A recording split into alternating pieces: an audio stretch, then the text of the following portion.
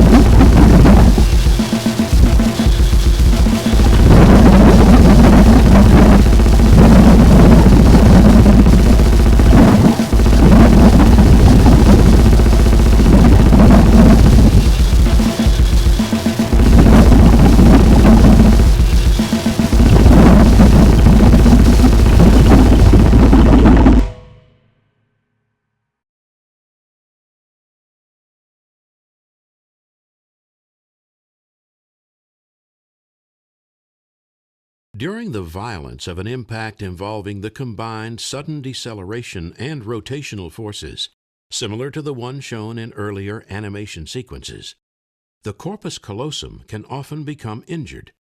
The injuries occur because the soft, friable brain reacts in a very fluid-like way as a result of the violent forces.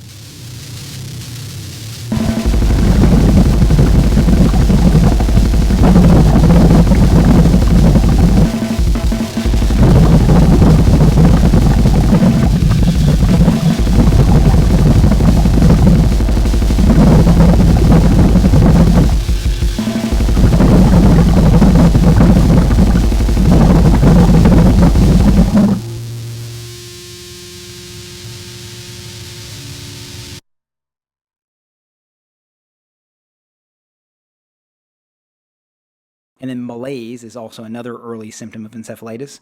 Malaise is a sensation of feeling generally unwell. And you can imagine that if there's an infection of brain tissue and there's some brain swelling, you're going to feel very unwell. So again, this is due to the state of inflammation and or infection. So whatever the infective cause might be, this can also lead the patient to feeling very unwell.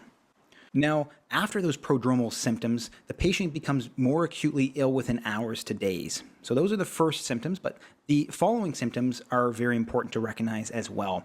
One of those important signs of encephalitis that occurs after those prodromal signs and symptoms is fever. So oftentimes the temperature is going to be greater than 38 degrees Celsius or greater than 100 degrees Fahrenheit by oral temperature recordings, but it's often even higher than this. It's often a high fever. And this fever can occur suddenly, and it's due to infection and inflammation of brain tissue.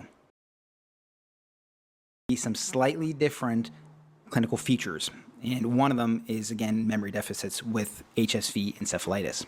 Patients can become so bad and so severe that they can lead to seizures and coma.